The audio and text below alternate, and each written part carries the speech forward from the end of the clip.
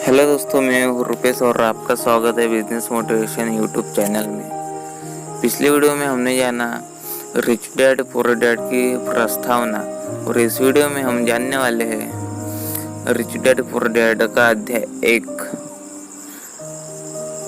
अगर आप इस चैनल पे नए हैं तो चैनल को सब्सक्राइब और लाइक शेयर करना ना भूलें। और अगर आपने पहला वाला वीडियो नहीं देखा है तो वीडियो के डिस्क्रिप्शन बॉक्स में जाइए, आपको वहाँ पे लिंक मिल जाएगी, वहाँ से आप वीडियो देख सकते हैं। उसके बाद ही इस अध्याय 1 वाले वीडियो को देखिए, क्योंकि पहले आपको रिच डैड पुअर डैड की प्रस्तावना जानना अनिवार्य है। उसके बाद ही आप आगे के अध्याय जान सकते हैं। तो चलो जानते हैं अध्याय 1। अध्याय 1 rich dad poor dad. Robert Kiyosaki के अनुसार मेरे 2 डैडी थे, एक अमीर और दूसरे गरीब। एक बहुत पढ़े लिखे और समझदार थे, वे पीएचडी और उन्होंने अपने 4 साल के अंडर ग्रेजुएट कार्य को 2 साल से भी कम समय में कर लिया था। इसके बाद वे आगे पढ़ने के लिए Stanford university, university of Chicago तथा नॉर्थ वेस्टर्न यूनिवर्सिटी गए और यह सब उन्होंने पूरी तरह से स्कॉलरशिप के सहारे ही किया। मेरे दूसरे डैडी 8वीं से आगे नहीं पढ़े थे। दोनों ही अपने करियर में सफल थे। दोनों ने जिंदगी भर कड़ी मेहनत की थी। दोनों ने ही काफी पैसा बनाया था, परंतु उनमें से एक तो पूरी जिंदगी के लिए परेशान होते रहे और दूसरे हवाई के सबसे अमीर व्यक्तियों में से एक बन गए। एक डैडी के मरने पर उनके परिवार, चर्च और जरूरतमंदों को करोड़ों डॉलर की दौलत मिली और दूसरे अपने पीछे कर्ज छोड़कर मर गए। मेरे दोनों डैडी इरादे के पक्के, चमत्कारी और प्रभावशाली थे। दोनों ने मुझे सलाह दी, परंतु उनकी सलाहें एक सी नहीं थी। दोनों ही शिक्षा पर बहुत जोर देते थे, परंतु उनके द्वारा सुझाए गए पढ़ाई के विषय अलग अलग थे। अगर मेरे पास केवल एक ही डैडी होते तो मैं या तो उनकी सलाह मान लेता या फिर उसे ठुकरा देता। चूंकि सलाह देने वाले 2 थे, इसलिए मेरे पास 2 विरोधाभासी विचार होते थे। किसी भी एक विचार को सीधे सीधे मान लेने या न मानने के बजाय मैं उनकी सलाहों पर काफी सोच विचार करता, उनकी तुलना करता था और फिर खुद के लिए फैसला किया करता था। समस्या यह थी कि अमीर डैडी अभी अमीर नहीं थे और गरीब डैडी अभी गरीब नहीं थे। दोनों ही अपने करियर शुरू कर रहे थे और दोनों ही दौलत तथा परिवार के लिए मेहनत कर रहे थे, परंतु पैसे के बारे में दोनों के विचार और नजरिए एकदम अलग थे। उदाहरण के तौर पर एक डैडी कहते थे, पैसे का मोह ही सभी बुराइयों की जड़ है, जबकि दूसरे डैडी कहा करते थे, पैसे की कमी ही सभी बुराइयों की जड़ है। जब मैं छोटा था तो मुझे दोनों डैडियों की अलग अलग सलाहों से दिक्कत होती थी। एक अच्छा बच्चा होने के नाते मैं दोनों की बातें सुनना चाहता था।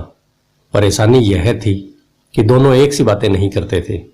उनके विचारों में जमीन आसमान का फर्क था, खासकर पैसे के मामले में। मैं काफी लंबे समय तक यह सोचा करता कि उनमें से किसने क्या कहा, क्यों कहा और उसका परिणाम क्या होगा। मेरा बहुत सा समय सोच विचार में ही गुजर जाता था। मैं खुद से बार बार इस तरह के सवाल पूछा करता, उन्होंने ऐसा क्यों कहा, और फिर दूसरे डैडी के द्वारा कही हुई बातों के बारे में भी इसी तरह के सवाल पूछता। काश मैं यह बोल सकता, हाँ वे बिल्कुल सही हैं, मैं उनकी बातों से पूरी तरह सहमत हूं, या यह कहकर मैं सीधे उनकी बात ठुकरा सकता था। बुढ़े को यह भी नहीं पता कि वह क्या कह रहा है। क्योंकि दोनों ही मुझे प्यार करते थे, इसलिए मुझे खुद के लिए सोचने पर मजबूर होना पड़ा। इस तरह सोचना मेरी आदत बन गई, जो आगे चलकर मेरे लिए बहुत फायदेमंद साबित हुई। अगर मैं एक तरह से ही सोच पाता तो यह मेरे लिए इतना फायदेमंद नहीं होता। धन दौलत का विषय स्कूल में नहीं बल्कि घर पर पढ़ाया जाता है। शायद इसीलिए अमीर लोग और ज्यादा अमीर होते जाते हैं, जबकि गरीब और ज्यादा गरीब होते जाते हैं और मध्यम वर्ग कर्ज में डूबा रहता है। हम में से ज्यादातर लोग पैसे के बारे में अपने माता पिता से सीखते हैं। कोई गरीब माता पिता अपने बच्चों को पैसे के बारे में क्या सिखा सकता है? वह सिर्फ इतना ही कह सकता है, स्कूल जाओ और मेहनत से पढ़ो। हो सकता है वह बच्चा अच्छे नंबर से कॉलेज की पढ़ाई पूरी कर ले, फिर भी पैसे के मामले में उसकी मानसिकता और उसके सोचने का ढंग एक गरीब आदमी जैसा ही बना रहेगा। यह सब उसने तब सीखा था जब वह छोटा बच्चा था। धन का विषय स्कूलों में नहीं पढ़ाया जाता। स्कूलों में शैक्षणिक और व्यावसायिक निपुणताओं पर जोर दिया जाता है, न कि धन संबंधी निपुणता पर। इससे यह साफ हो जाता है कि जिन स्मार्ट बैंकर्स, डॉक्टर्स और अकाउंटेंट्स के स्कूल में अच्छे नंबर आते हैं, वे जिंदगी भर पैसे के लिए संघर्ष क्यों करते हैं। हमारे देश पर जो भारी कर्ज लदा हुआ है, वह काफी हद तक उन उच्च शिक्षित राजनेताओं और सरकारी अधिकारियों के कारण है जो आर्थिक नीतियां बनाते हैं। और मजे की बात यह है कि वे धन के बारे में बहुत कम जानते हैं। मैं अक्सर नई सदी में आने वाली समस्याओं के बारे में सोचता हूं। तब क्या होगा जब हमारे पास ऐसे करोड़ों लोग होंगे जिन्हें आर्थिक और चिकित्सकीय मदद की जरूरत होगी। धन संबंधी मदद के लिए या तो वे अपने परिवारों पर या फिर सरकार पर निर्भर होंगे। क्या होगा जब मेडिकेयर और सोशल सिक्योरिटी के पास पैसा खत्म हो जाएगा? किस तरह कोई देश तरक्की कर पाएगा अगर पैसे के बारे में पढ़ाई की जिम्मेदारी माता पिता के ऊपर छोड़ दी जाएगी, जिनमें से ज्यादातर गरीब हैं या गरीब होंगे। क्योंकि मेरे पास दो प्रभावशाली डैडी थे, इसलिए मैंने दोनों से ही सीखा। मुझे दोनों की सलाह पर सोचना पड़ता था। इस तरह से सोचते सोचते मैंने यह भी जान लिया कि किसी व्यक्ति के विचार उसकी जिंदगी पर कितना जबरदस्त असर डाल सकते हैं। उदाहरण के तौर पर एक डैडी को यह कहने की आदत थी, मैं इसे नहीं खरीद सकता। दूसरे डैडी इन शब्दों के इस्तेमाल से चिढ़ते थे। वे जोर देकर कहा करते थे कि मुझे इसके बजाय यह कहना चाहिए, मैं इसे कैसे खरीद सकता हूं। पहला वाक्य नकारात्मक है और दूसरा प्रश्नवाचक। एक में बात खत्म हो जाती है और दूसरे में आप सोचने के लिए मजबूर हो जाते हैं। मेरे जल्दी अमीर बनने वाले डैडी ने मुझे समझाया कि जब हम कहते हैं मैं इसे नहीं खरीद सकता, तो हमारा दिमाग काम करना बंद कर देता है। इसके बजाय जब हम यह सवाल पूछते हैं मैं इसे कैसे खरीद सकता हूं, तो हमारा दिमाग काम करने लगता है। उनका यह मतलब नहीं था कि आपका जिस चीज पर दिल आ जाए उसे खरीद ही लें। वे लगभग दीवानगी की हद तक अपने दिमाग को कसरत करवाना चाहते थे और उनके ख्याल से दिमाग दुनिया का सबसे ताकतवर कंप्यूटर है। मेरा दिमाग हर रोज तेज होता जाता है क्योंकि मैं इसकी कसरत करता रहता हूं। यह इतना तेज होता जाता है, मैं इसकी मदद से उतना ही ज्यादा पैसा कमा सकता हूं। उनका मानना था कि मैं इसे नहीं खरीद सकता कहना दिमाग की आलस्य की पहचान है। हालांकि दोनों ही डैडी अपने काम में कड़ी मेहनत करते थे, परंतु मैंने देखा कि पैसे के मामले में एक डैडी की आदत यह थी कि वे अपने दिमाग को सुला देते थे और दूसरे डैडी अपने दिमाग को लगातार कसरत करवाते रहते थे। इसका दीर्घकालीन नतीजा यह निकला कि एक डैडी आर्थिक रूप से बहुत अमीर होते चले गए, जबकि दूसरे डैडी लगातार कमजोर होते चले गए। इसे इस तरह से समझे कि एक व्यक्ति हर रोज कसरत करने के लिए जिम जाता है, जबकि दूसरा व्यक्ति अपने सोफे पर बैठकर टीवी देखता रहता है। शरीर की सही कसरत से आप ज्यादा तंदुरुस्त हो सकते हैं और दिमाग की सही कसरत से आप ज्यादा अमीर हो सकते हैं। आलस्य से स्वास्थ्य और धन दोनों का ही नुकसान होता है। मेरे दोनों डैडियों की विचारधारा में जमीन आसमान का फासला था। एक डैडी की सोच थी कि अमीरों को ज्यादा टैक्स देना चाहिए ताकि बेचारे गरीबों को ज्यादा फायदा मिल सके, जबकि दूसरी डैडी सोचते थे टैक्स उन लोगों को सजा देता है जो उत्पादन करते हैं और उन लोगों को इनाम देता है जो उत्पादन नहीं करते। एक डैडी सिखाते थे मेहनत से पढ़ो ताकि तुम्हें किसी अच्छी कंपनी में नौकरी मिल जाए, जबकि दूसरे डैडी की सीख यह थी मेहनत से पढ़ो ताकि तुम्हें किसी अच्छी कंपनी को खरीदने का मौका मिल जाए। एक डैडी कहते थे मैं इसलिए अमीर नहीं हूं क्योंकि मुझे बाल बच्चों को पालना पड़ता है। दूसरे डैडी कहते थे मुझे इसलिए अमीर बनना है क्योंकि मुझे बाल बच्चों को पालना है।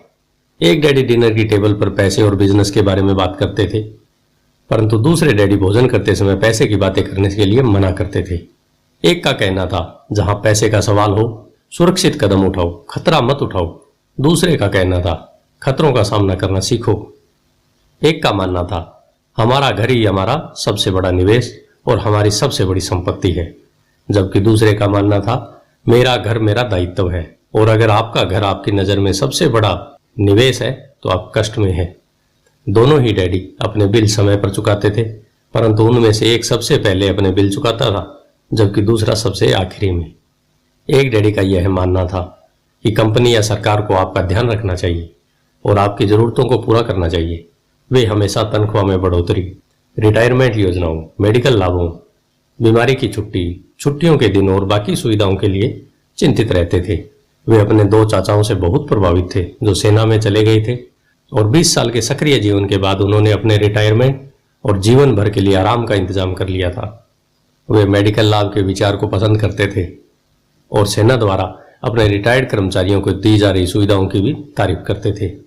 उन्हें विश्वविद्यालय का टेन्योर सिस्टम भी काफी पसंद था। कई बार नौकरी से आजीवन मिल रही सुरक्षा और नौकरी के लाभ नौकरी से ज्यादा महत्वपूर्ण हो जाते हैं। वे अक्सर यह कहते थे, मैंने सरकार के लिए बहुत मेहनत से काम किया है, इसलिए बदले में मुझे ये लाभ मिलने चाहिए। दूसरे डैडी पूरी तरह से आर्थिक स्वावलंबन में विश्वास करते थे। वे सुविधा भोगी मानसिकता के विरोधी थे। वे यह मानते थे कि इस तरह की मानसिकता लोगों को कमजोर और आर्थिक रूप से जरूरतमंद बनाती है। उनका दृढ़ विश्वास था कि आदमी को आर्थिक रूप से सक्षम होना चाहिए। एक डैडी कुछ डॉलर बचाने के लिए परेशान रहते, दूसरे डैडी एक के बाद एक निवेश करते रहते। एक डैडी ने मुझे बताया कि अच्छी नौकरी तलाशने के लिए अच्छा बायोडाटा कैसे लिखा जाए। दूसरे ने मुझे यह सिखाया कि कैसे मजबूत व्यावसायिक और वित्तीय योजनाएं लिखी जाएं जिससे मैं नौकरियां दे सकूं। दो प्रभावशाली डैडियों के साथ रहने के कारण मुझे यह विश्लेषण करने का मौका मिला कि उनके विचारों का उनके जीवन पर कितना असर हो रहा है। मैंने पाया कि दरअसल लोग अपने विचारों से ही अपने जीवन को दिशा देते हैं। उदाहरण के तौर पर मेरे गरीब डैडी हमेशा कहा करते थे, मैं कभी अमीर नहीं बन पाऊंगा, और उनकी यह भविष्यवाणी सही साबित हुई। दूसरी तरफ मेरे अमीर डैडी हमेशा खुद को अमीर समझते थे। वे इस तरह की बातें करते थे, मैं अमीर हूं और अमीर लोग ऐसा नहीं करते। एक बड़े आर्थिक झटके के बाद जब वे दिवालियापन के कगार पर थे, तब भी वे खुद को अमीर आदमी ही कहते थे। वे अपने समर्थन में यह कहते थे, गरीब होने और पैसा न होने में फर्क होता है। पैसा पास में न होना अस्थायी होता है, जबकि गरीब स्थायी होता है।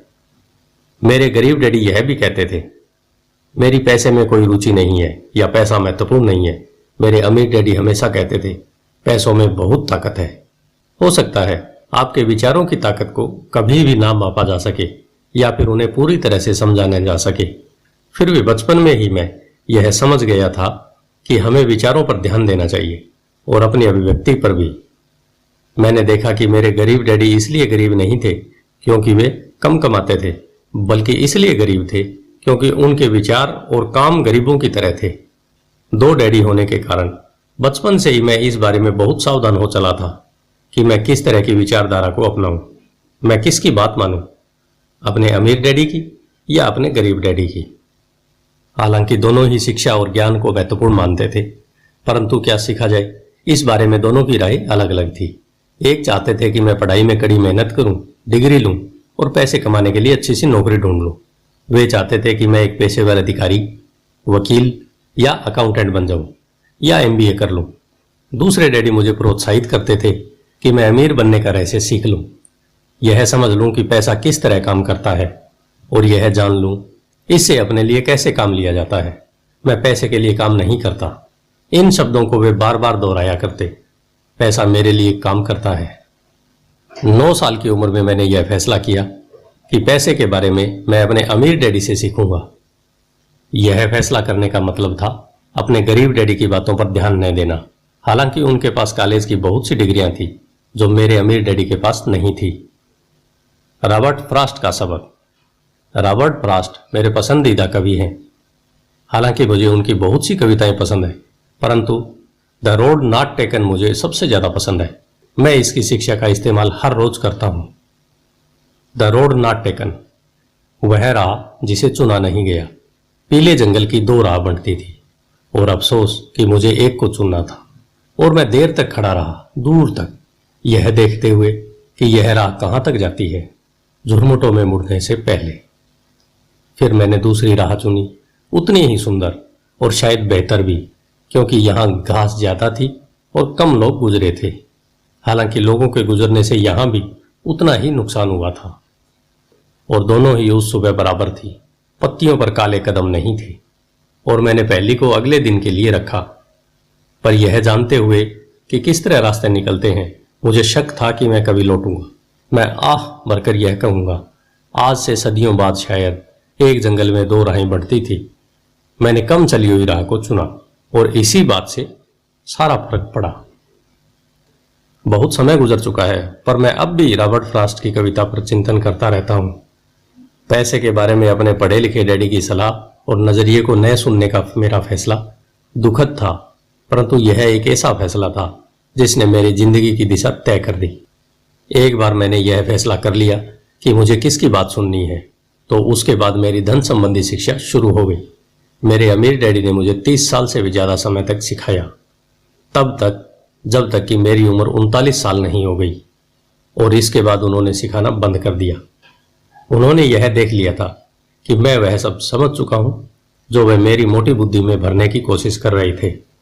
पैसा एक तरह की ताकत है, परंतु इससे भी बड़ी ताकत है वित्तीय शिक्षा।